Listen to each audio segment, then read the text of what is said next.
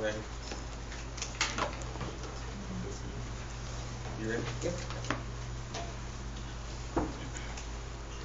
Okay, I'm sure some of y'all wondering why I'm dressed the way I am. Well, some of you may already know.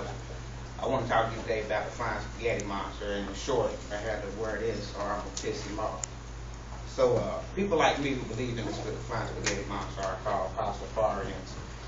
But I'm not just a regular Pastafarian. I want to show you right here that I'm also an ordained minister. So, first I'm going to get into a little bit about who the flying spaghetti monster is. Then I'm going to talk to you about the 8 I really rather you didn't. And then finally I'm going to give you some evidence for his existence. Now, I do have spaghetti noodles here for all, but I'm not here to convert or step on any toes or anything, because that's not what the flying spaghetti monster would want. Instead, I just want to tell you a little bit about his noodly goodness. Now, the ultimate decision is yours to make, whether you accept or reject what I have to say to you today. He's going to love you either way. And I'm not talking about that burn you now, love you now, burn you later type of love either. I'm talking about real love. Now, in the end, I just hope that you leave here with an open mind and have more tolerance for people and their beliefs. Let's jump right into it and talk about who the flying spaghetti monster is. Now, he's the creator of everything that we see and know. And he also created a paradise with 3 volcanoes and rivers for us. Now, the interesting part about this is he did it all while he was drunk. Now, it explains a lot to me, because I wasn't always a Pastafarian, and before I would question why God made an imperfect world. And I mean, now I know why, because he was drunk. And, he was probably drinking wine too, because that goes good with pasta. So, it means he was drunk and sleepy. He couldn't walk a straight line, but, my God was good enough to make everything that we see, just not perfectly. Okay, now, I'm sure if he wanted to, he could wipe the whole thing clean anyway with a big flood or something, I don't know. But he wouldn't do that because he loves his creation far too much. Now, while I can't touch on all of his noodly appendages, I can tell you about the shit that he preferred that you not do. And this brings me to that list I was talking about. This is the 8 I'd rather you not do. I don't know if that's big enough or not, but I don't have time to read all of it. So I just kind of want to touch on my favorite ones. Now, you can look at it, write it down, I don't really care. But I just want to point out my favorite ones. Now, in particular, number 3 is pretty much just like, don't judge. Now, I try to live by this one myself, but I think that it pertains to this class especially, because I listen as we debate back and forth, and I'm back here, I'm over there busting at the seams. But when I listen close, I realize that there's nothing for me to say, because we're all on the same side. We're saying different things, but we all got the same message, We believe in equality. We think that somebody's hard work should dictate their success.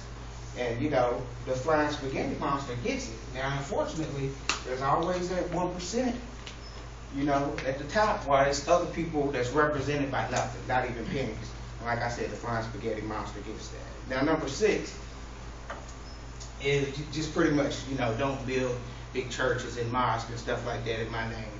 And I love this one in particular because it just points out how good my God is. He knows what's important.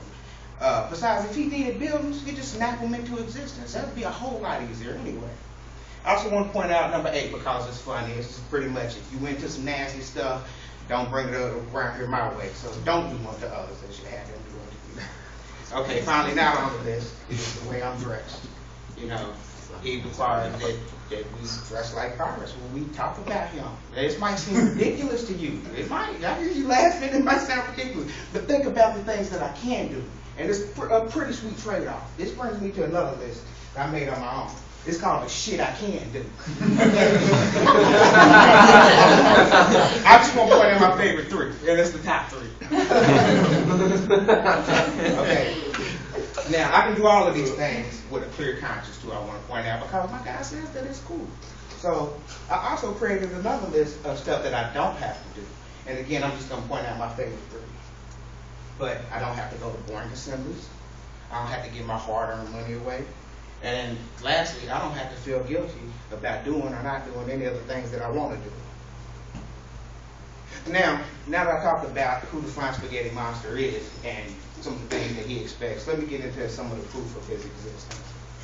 First of all, it's written. It turns out this guy has his own book. It's called The Gospel of the Flying Spaghetti Monster. Now on page 36, he gives us some clues. we discovered that breadcrumbs serve as a clue, and that's to serve as a trail to his never-ending goodness. And there's also clues in the speech and the words that we use. Have you ever heard someone say, use your noodle? That's proof right there. So, I have scientific evidence as well, because I know that's not strong enough for some of you. Now, this chart right here was constructed by Bobby Henderson, who's somewhat of a prophet, and that's what gives him this credibility. Now, his letter addressed Kansas School Board and addressed their decision to teach intelligent design in their schools.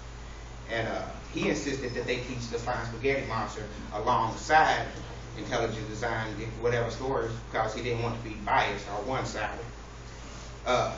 Now, this chart right here proves that global warming and the global temperature is a direct result of the decreasing number of pirates that we have in the world today, hence why I'm dressed like a pirate today.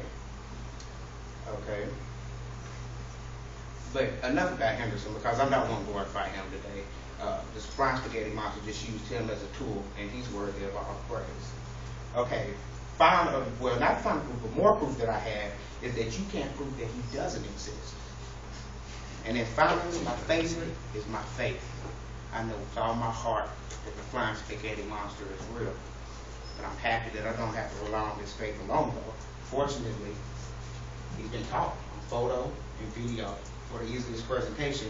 I'm not going to show you video, but I do have pictures of that video, and I encourage you to go on YouTube and do your own research, because the footage is shocking. But here we have the Flying Spaghetti Monster right here, Thursday. Here's the video I'm talking about right here. You see this one on the video, he's moving and everything, Thursday. Here. I mean, come on. Okay, as I come to my conclusion, I have to admit, I don't believe in the flying pasta diet. I hope all of you are smart enough to realize this and figure this out for yourselves. What I do believe in is what he represents. We live in a world where everything today is a game. The money that we spend isn't even backed by a gold reserve.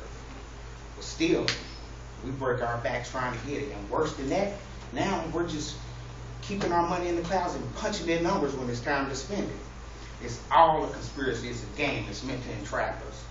And if you do have a hard copy of your money, I want you to turn it around and look at it and think about what it says. In God we trust. Well, not my God, because he wouldn't play games like that. I love the Flying Spaghetti Monster because he exposes the religion game for exactly what it is. I've demonstrated with the way I've dressed that people do ridiculous stuff for what they believe. I used the list of the 8 I really rather you didn't to illustrate how religion is used as a scare tactic and a tool to create discipline amongst its believers. And finally, I gave evidence, mostly that's in the form of circular argument, that you would have believed if I was talking about your God.